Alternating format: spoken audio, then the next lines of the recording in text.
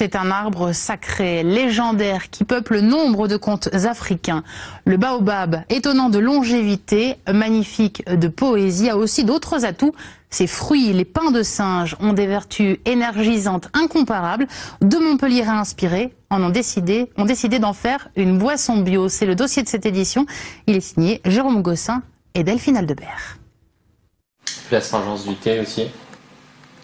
Ouais. Là on est sûr, on se sent bien quoi. On se sent bien, on a vraiment le retour derrière et ça c'est pas mal quoi. Excellent. Et moi ce qui me plaît aussi, tu vois. Raphaël et Alex, fiers de Mataï, leur boisson revigorante. Ces deux jeunes ingénieurs agronomes ont travaillé sans relâche depuis 3 ans pour élaborer le précieux liquide à base de pulpe de baobab. Ça a été de la recherche sur le fruit. On a découvert que c'était un fruit qui contenait énormément de vitamine C, qui était antioxydant, qui contenait des ions, des minéraux. Donc on a voulu créer cette boisson à partir de ce fruit. La recette terminée, les deux amis ont décidé d'importer la pulpe de baobab du Bénin et du Sénégal avec une démarche de commerce équitable. L'année dernière, il y avait 300 agricultrices qui travaillaient sur la récolte du fruit du baobab qu'on appelle le pain de singe. Donc ces coopératives sont maintenant autonomes et on les aide à se développer via différents projets. Leurs recherches ont permis de découvrir les vertus nutritionnelles et thérapeutiques du fruit du baobab. Un fruit qui contient 2 fois plus de fer qu'un steak de bœuf. Riche en vitamines B et C, il représente l'équivalent de 10 oranges.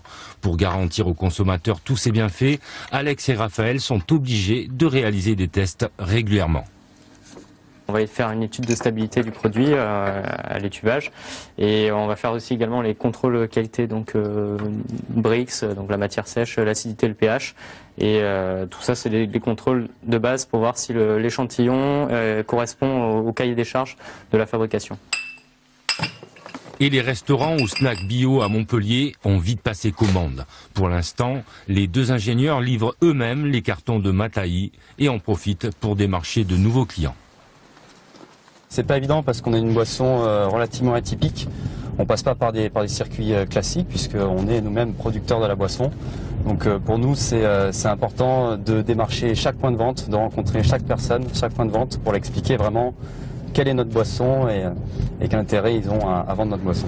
Leur petite bouteille à base de pulpe de baobab, vendue 2,50 € sur le net, devrait se faire une place au soleil sur le marché en pleine expansion des boissons énergisantes.